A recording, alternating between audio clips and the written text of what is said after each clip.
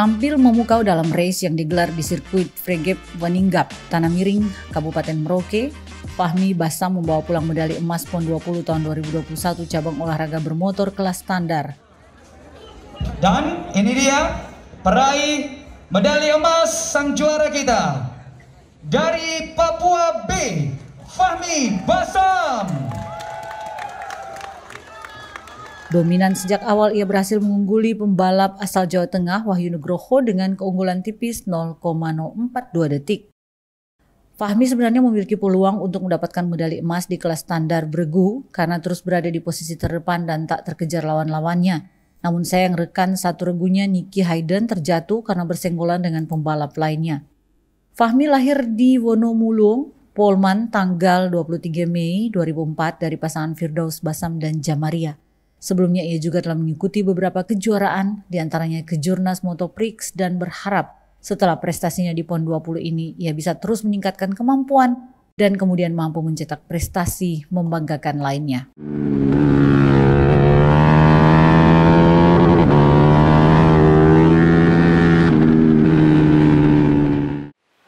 Kembali lagi bersama kami Bidang Humas dan Media Kontingen PON Papua dalam program Papua Menuju Jejak Prestasi. Dan telah hadir bersama kami Bapak Robi Latukolan sebagai pelatih kepala cabur bermotor pada nomor balap motor. Apa kabar Bapak?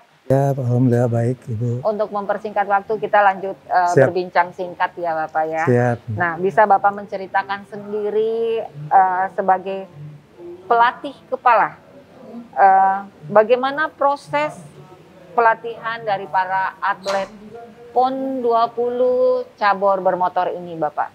Siap, terima kasih. Jadi saya sebagai pelatih kepala pertama-tama datang ke Merauke pada tanggal 10 September.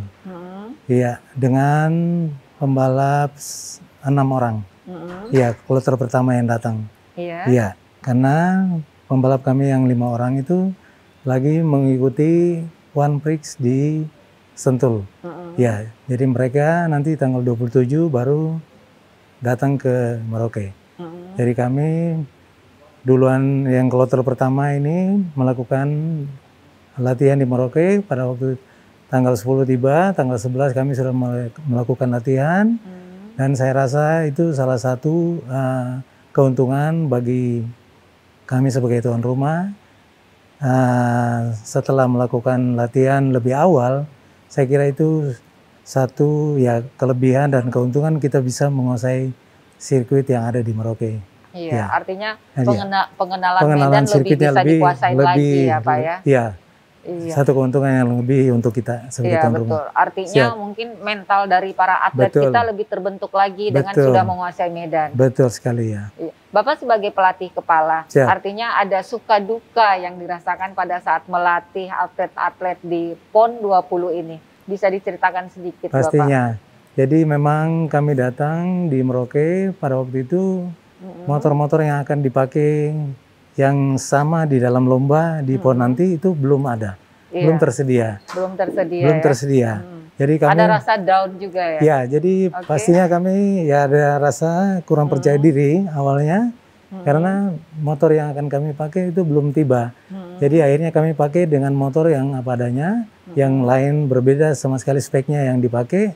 Tetapi menurut saya sebagai pelatih, saya pikir ini satu keuntungan paling tidak untuk sirkuitnya kami sudah lebih tahu, lebih mengenal kira-kira bagaimana mungkin racing line-nya, jadi jalur-jalur balapnya, ya itu satu keuntungan saya kira itu yang luar biasa untuk tuan rumah. Iya, artinya bisa para atlet bercabur bermotor ini bisa membawa medali beberapa itu sudah sangat luar biasa ya Pak ya.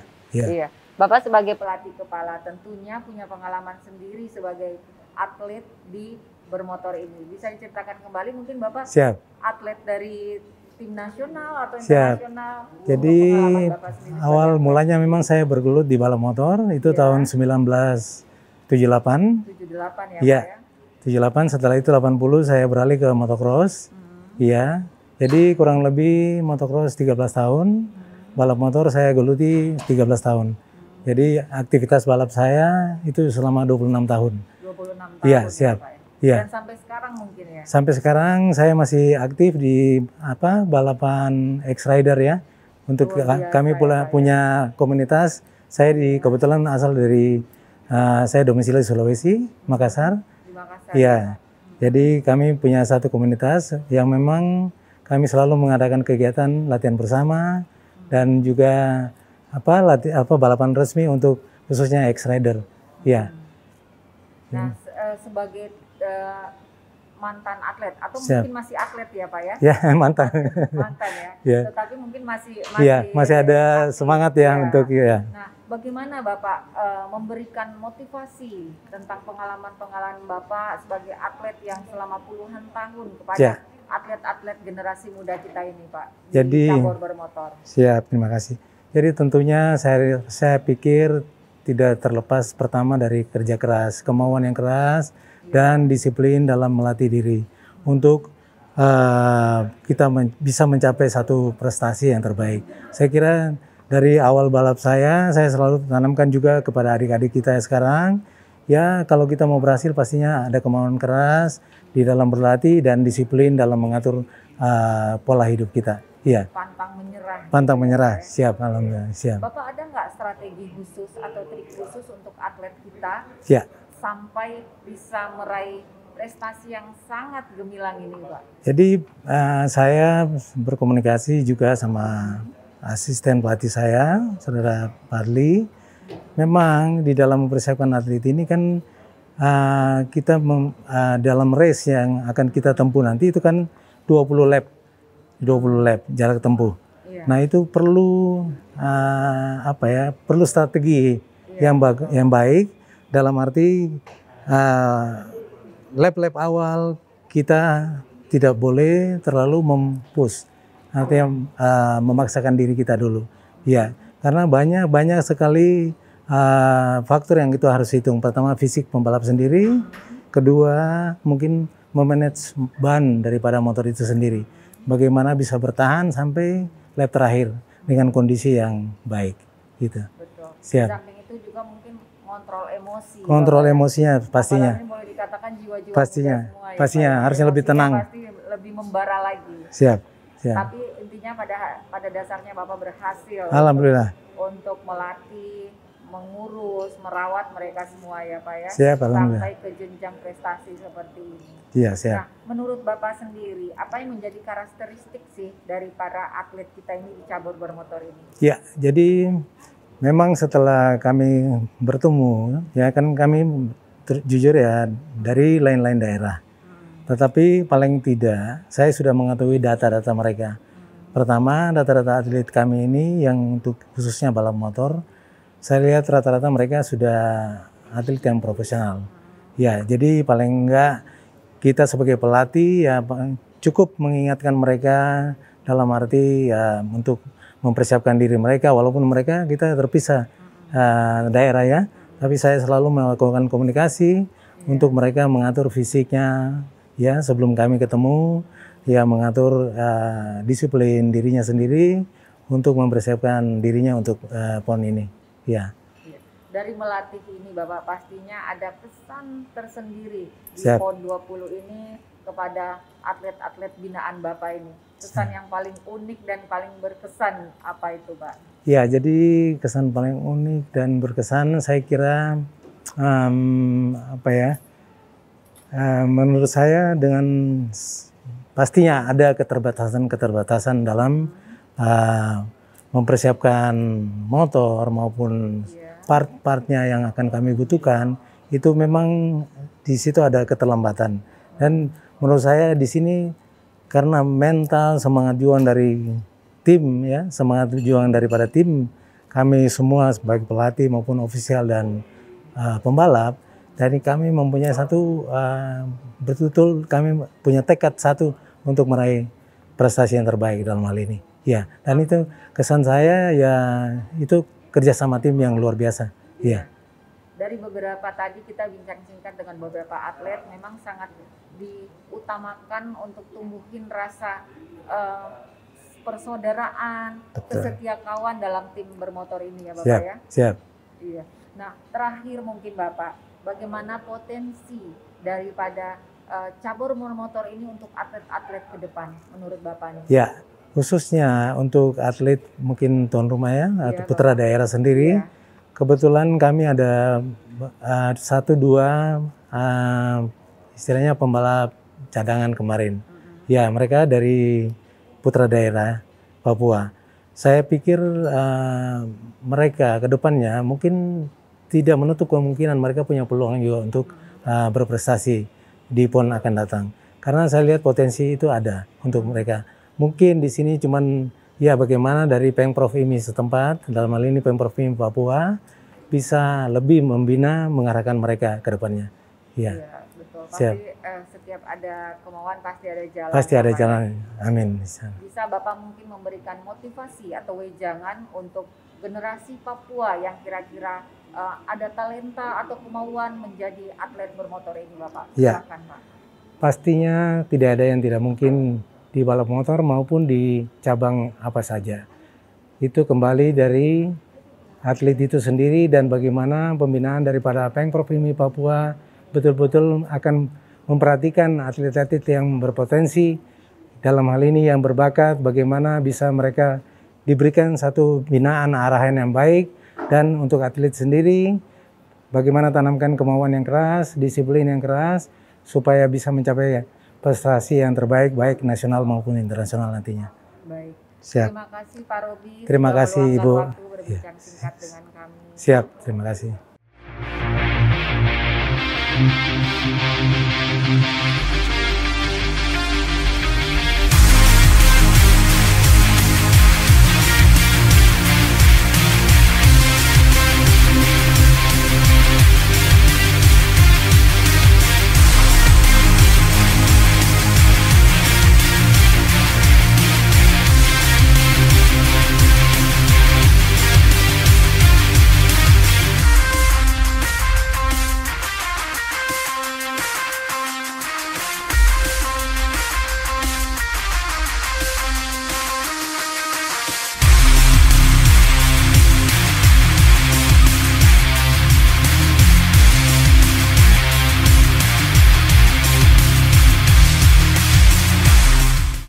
Kembali lagi bersama kami Bidang Humas dan Media Kontingen PON Papua dalam program Papua Menuju Jejak Prestasi. Dan telah hadir bersama kami kebanggaan cabur bermotor peraih medali emas yaitu Fahmi Basam, kategori standar perorangan usia di bawah 20 tahun.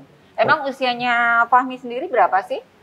17 tahun. 17 tahun ya. Sudah ulang tahun 17 belum? Sudah. Sudah ya, kapan itu? Bulan 5 kemarin. Bulan 5 ya. Bulan 5 kemarin ya.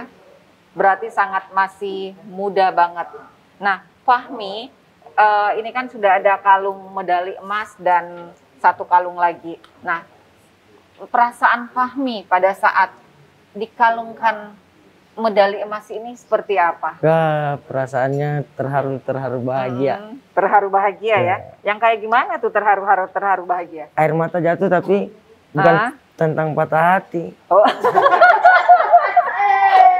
Oke. Berarti itu yang terharu bahagia ya. Terharu bahagia. Oke, memang pernah sudah menangis dengan patah hati ya? Alhamdulillah baru 2 kali. Oh, baru 2 kali. Jadi perbedaannya apa ini? Patah hati dengan pada saat menangis medali emas dengan menangis patah hati. Menangis patah hati kan nggak dapat apa-apa. Oh, nggak dapat apa-apa. Dapatnya penyiksaan. Penyiksaan. Tapi perjuangannya sama ya? Perjuangannya beda lah. Oh, perjuangan beda ya. Oke, Fahmi, bisa dibagikan sedikit perjuangannya tentang latihan ya, nggak usah perjuangan patah hatinya. Oh, bagaimana perjuangannya pada saat latihan? Terus berapa lama sih latihan ini sampai bisa meraih prestasi seperti ini? Fahmi latihannya 5 bulan sebelum PON ini. Oh, untuk khusus PON ini 5 bulan ya? Oke. 5 bulan, di 3 bulannya, 4 bulannya di Makassar. 1 bulannya di Merauke. 1 bulan di Merauke. Nah, cabur bermotor ini kan di klaster Merauke ya. Nah, Medan dengan saat latihan di Makassar dengan Medan di Merauke itu ada perbedaan? Ada banyak. Seperti apa kan medannya? Kalau di Makassar kan latihannya sendiri. Kalau di Merauke kan udah banyak sama teman-teman atlet yang lain. Oh, dengan tim ya? Sudah ini ya? Sudah dengan tim. Oh, berarti di Makassar ini boleh dikatakan Fahmi ini otodidak dong, karena berlatih sendiri. Tapi bukan ugal-ugalan yang di jalan kan? Bukan ya? Semuanya legal ya? Oke, Fahmi, sejak menjadikan diri, memutuskan bahwa saya sebagai atlet profesional bermotor. Nah, apa yang memotivasi dari Fahmi sendiri? Bapak. Bapak ya? Berarti Bapak juga atlet bermotor? Atau? Bapak suka nonton balap motor. Oh, hobi nonton ya? Hobi nonton balap motor. Terus hobinya nggak kesampaian. Hobi nggak kesampaian, jadi ke anak aja? Ke anak aja. Oke, untunglah jadi dari Fahmi ini kesampaian jadinya ya? Alhamdulillah. Alhamdulillah. Nah, menjadi inspirasi dari Fahmi sendiri, apakah ada atlet internasional atau nasional yang menjadi inspirasi dari Fahmi? Ada. Ada ya? Siapa itu? Mas Fadli. Mas Fadli ya?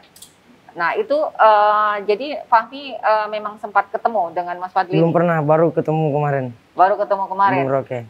Dan berarti sangat bangga ya sudah bertemu dengan fansnya ya? Bangga juga sudah dilatih sama dia. Oke, nah sejak kapan sih Fahmi mulai berlatih untuk bukan khusus untuk PON ini, tetapi berlatih untuk sebagai atlet bermotor?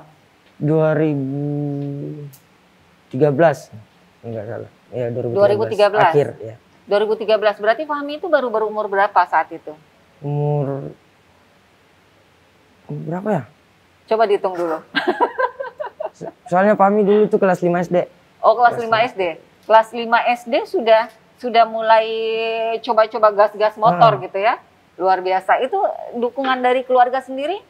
Dukungan dari diizinkan atau mungkin pada saat dulu itu masih cuma dilarang? Bapak. Oh, cuma Bapak ya? Kalau Mama enggak. Oh, kalau Bapak izinkan aja. Bahkan yang mengajari naik motor itu siapa? Bapak ya. Nah, kalau Mama responnya seperti apa? Marah. Enggak marah. Mau dia. Nah, marahnya seperti apa sih? Kamu jangan balap, nggak boleh naik motor gitu. Oke, terus dari Fahmi sendiri merespon Mama marah-marahnya gimana? Ya sembunyi-sembunyi. Naik motornya sembunyi-sembunyi, biarpun Bapak ngizinin, kami tetap sembunyi-sembunyi. Tetap sembunyi ya. Akhirnya berhasil ya dan membuahkan prestasi yang sangat gemilang. Nah, Fahmi walaupun umur 17 tahun, pastinya ini bukan turnamen yang pertama kan? Atau bagaimana? Kalau turnamen PON baru pertama kali. Turnamen PON pertama kali, tetapi mengikuti lomba yang pertama itu di mana? Di Sulawesi Barat. Sulawesi Barat. Nah, itu tahun berapa dan dapat prestasi apa? Ya 2014. 2014. Fahmi dapat juara nggak? Nggak, tetapi menjadi suatu pengalaman ya. Nah, Fahmi pastinya medali ini akan dipersembahkan untuk siapa? Ini saya persembahkan buat Papua, buat orang tua, teman-teman yang sudah mendoakan saya, pelatih, buat tim lah. Buat tim semua ya, utamanya Papua dan keluarga ya. Oke. Nah, bonusnya digunain untuk apa? Buat orang tua, buat usaha gitu. Bukan buat nikah, buat Fahmi. Jangan dulu. Jangan dulu ya, masih muda ya, masih jalan. Tapi masih kalau panjang. ada yang mau boleh. Masih muda, harus lebih memicu semangat dan prestasi lagi, ya. Nah, Fahmi pastinya ada harapan dan rencana ke depan, khususnya Fahmi sebagai atlet profesional bermotor. Silahkan. Rencana ke depan, mudah-mudahan bisa ke jenjang yang lebih kayak Asia gitu. Amin lah. Amin. Kita support doa sama-sama ya. Fahmi pastinya punya harapan dan rencana ke depan. Apa harapan dan rencana ke depan dari Fahmi sendiri? Harapan saya bisa balap Asia kayak kakak-kakak saya. Menjadi juara umum. Menjadi juara. Artinya lebih memicu semangat dan kemampuan lagi ya. Nah, Fahmi ini adalah peraih medali emas kategori di bawah usia 20 tahun yang benar-benar menjadi salah satu contoh generasi muda khususnya di Papua untuk bisa lebih membanggakan dan mengharumkan nama Papua. Bisa dibagikan motivasi kepada anak-anak muda Papua untuk lebih berprestasi lagi, membawa nama baik Papua. Silahkan. Buat anak-anak Papua, salurkan hobi kalian ke sirkuit, balap di sirkuit lah, jangan balap ugal-ugalan. Ini bonusnya 1M loh. Banyak ya? Loh. Bisa buat nikah loh. Wes, luar biasa. Demikian perbincangan singkat kami dengan peraih emas Fahmi Basam, kategori standar perorangan usia di bawah 20 tahun, cabur bermotor. Kami akan lanjutkan dengan episode selanjutnya di cabur yang lain dan peraih medali yang lain. Terima kasih. Torang bisa, Papua juara.